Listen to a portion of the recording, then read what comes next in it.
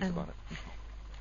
Gavin, if we still have a minute, because officially now the session is closed, but I keep the recording running because you mentioned that you would like to also discuss your blog post. And for us online teachers, this is a very negative blog post. It is indeed. It's like saying, okay, people after a bit of touch of multimedia are driven in droves back to the traditional face-to-face teaching models. And the teacher is a conservative animal. And technology and language learning do not seem to go together. For the 15 years that you've been watching the market, and you would have wanted to see some progress a lot faster. But for some reason, the teachers are resistant to technology, whereas in the whole rest of the world, IT is a norm. Language teachers are refusing to do so. If that summarizes your blog, please add to it.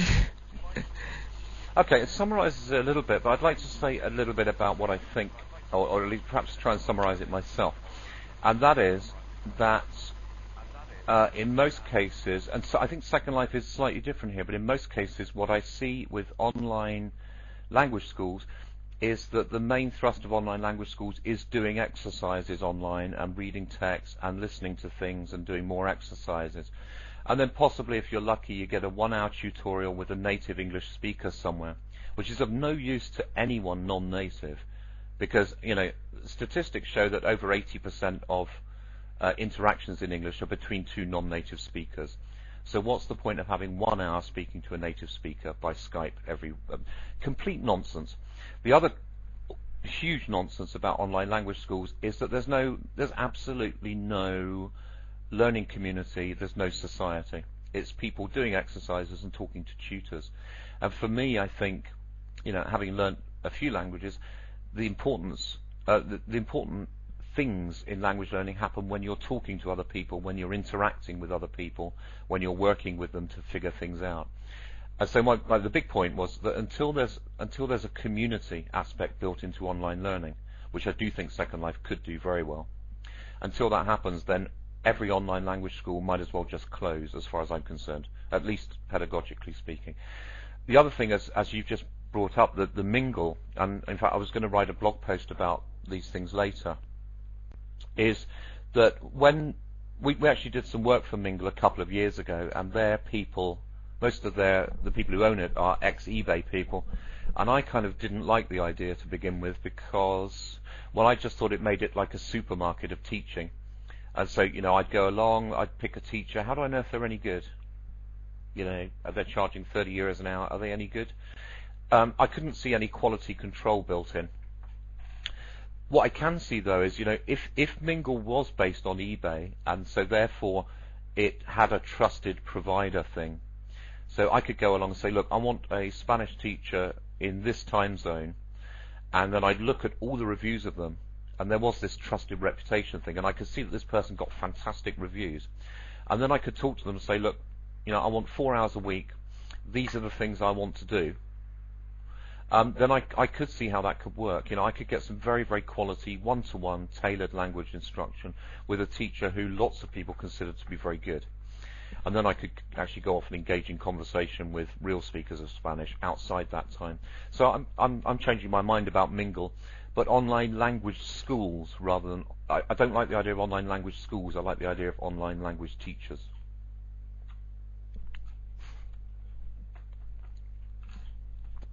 Can you imagine, Gavin, as we have this setting here, for example, imagine this was a language class, because that's our business, okay?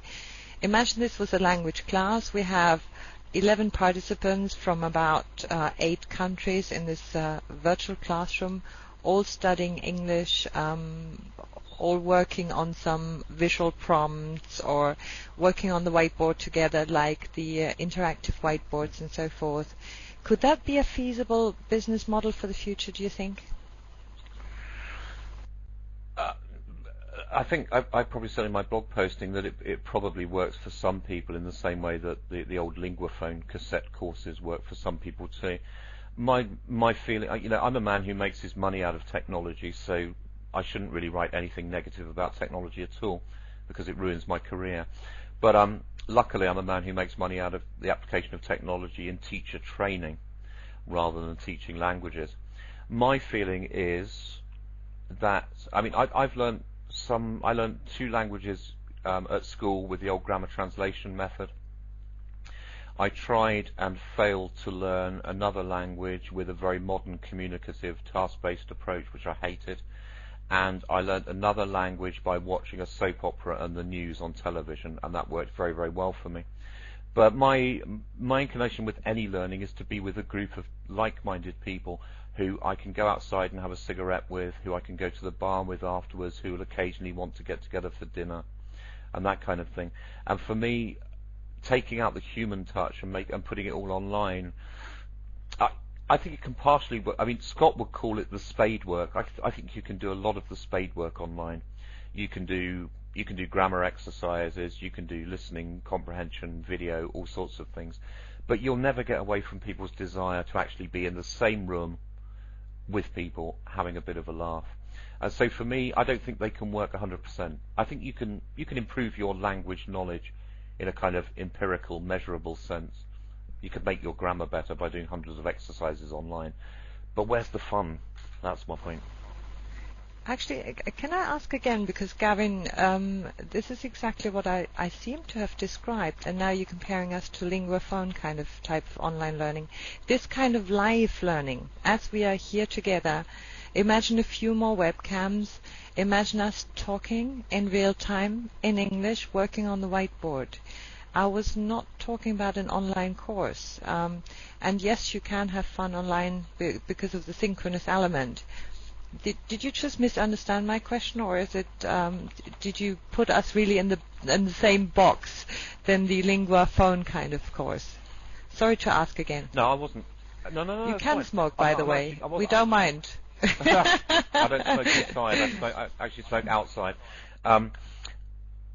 No, I actually wasn't. I wasn't comparing you because my point was not a comparison.